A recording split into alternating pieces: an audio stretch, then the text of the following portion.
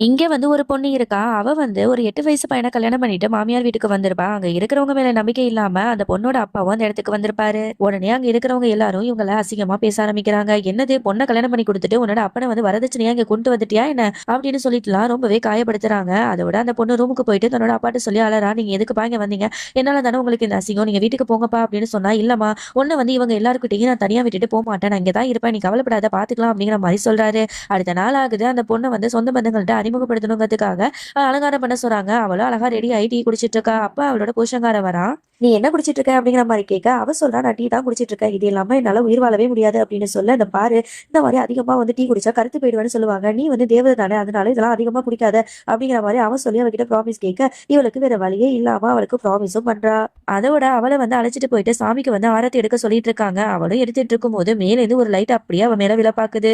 இவ அம்மான்னு கத்துறா. அதுக்கப்புறம் என்ன நடந்துச்சுன்னு தெரிஞ்சுக்கணுமா? கீழ ஃபுல் லிங்க் வீடியோ குடுத்துருக்கேன். அத கிளிக் பண்ணி பாருங்க. பாய்.